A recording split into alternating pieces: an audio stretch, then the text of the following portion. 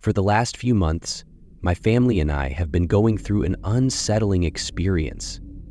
It's almost impossible to explain, but I'll do my best to start from the beginning, the point where everything first felt off. It all began during a rare family gathering. My parents both come from big families. Each has 2 siblings, making for plenty of aunts, uncles, and cousins. On this occasion, everyone managed to come together for a backyard barbecue at my Aunt Margot and Uncle Ken's house. Now, let me quickly set the stage. My family is close-knit. Most of my aunts and uncles live within a couple of hours of us, so I grew up surrounded by my 10 cousins. Still, we don't often have everyone in the same place at the same time. It was chaotic, as family gatherings often are. Kids running around, adults talking over one another, and me, I was just there for the food, trying to stay out of the way. The strangeness started during dinner. We were all seated at a big table in the backyard, passing plates of food and laughing about old family stories. My mom cracked a joke as Aunt Margot brought over a tray of charred hot dogs. "Burning food must be a family trait for you guys. Honestly, you should probably leave the cooking to us," my mom teased. Uncle Ken raised an eyebrow at her. "What are you talking about, Liz? James is the one who burns everything, not Margot." The mention of James was casual, one of those small moments families laugh about. But then, things took a strange turn. "James, he's your brother," my mom shot back. "Remember when we had to ban him from cooking after he ruined 3 dinners in a row?" The table erupted in laughter, but Uncle Ken looked confused. "Liz, James is not my brother. He's your brother." Oh, and just like that, the atmosphere shifted. I piped up, confused. "Wait, whose side of the family is Uncle James even on?" My question, innocent enough, was met with more laughter. My mom finally answered. "He's your dad's brother, silly." "No, Liz," Aunt Margot interrupted. "James is your brother." It was clear something wasn't adding up. My mom's smile faltered. "Okay, what's the joke?" "He's not my brother." The laughter died down, replaced by furrowed brows and darting glances. My family started piecing through their memories aloud, trying to figure out how James fit into the family, but no one could agree. Finally, Aunt June tried to settle it.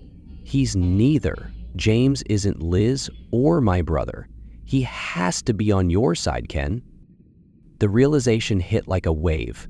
No one knew where James came from. The next hour became a frenzy of digging through old photos. My mom pulled out an album, flipping through childhood pictures. No James. Aunt Margot did the same. Nothing. We thought maybe he wasn't a sibling at all. Maybe he was a cousin, or someone who married into the family. But even that didn't make sense. My dad finally suggested calling him directly. That's when things got even stranger. I pulled out my phone to find his number. I'd texted him just days ago he'd help me with homework, but his contact wasn't there. Confused, I searched my message history. Still nothing. I wasn't the only one. Everyone started checking their phones. His contact was gone from every single device. By now, a quiet unease had settled over the group. My uncles and aunts began searching through their camera rolls, trying to find any photo of James. But every picture we thought he'd been in was suddenly missing him. Even our memories of what he looked like didn't match. Uncle Andrew swore he was bald. Aunt June insisted he had red curls. I remembered him looking completely different, but now I couldn't even picture his face. It was as though James was dissolving from reality itself. The night stretched on. My cousins fell asleep in the basement, but I stayed with the adults, captivated by the mystery. My Aunt Margot brought out a whiteboard, and the family started listing everything we did know about James. He was tall. He never had a mustache. He loved Jim Carrey movies. He was terrible at math. That was it.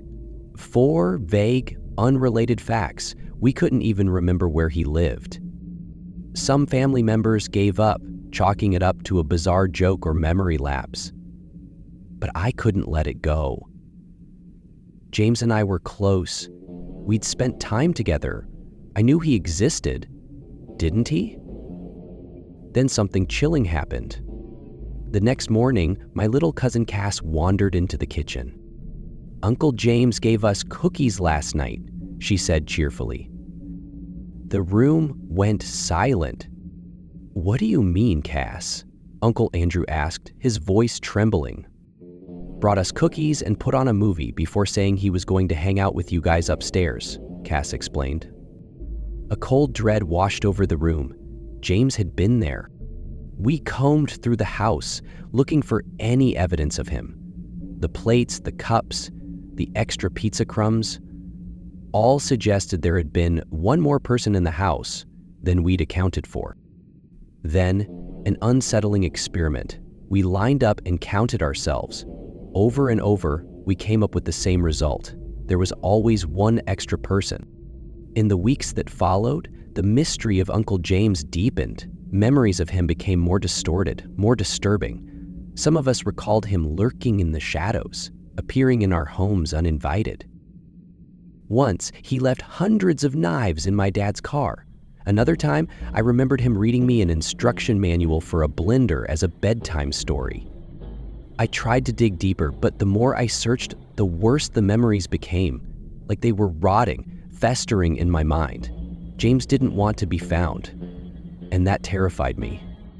So who or what is Uncle James? I don't know, but I'm going to find out. Even if it's the last thing I do,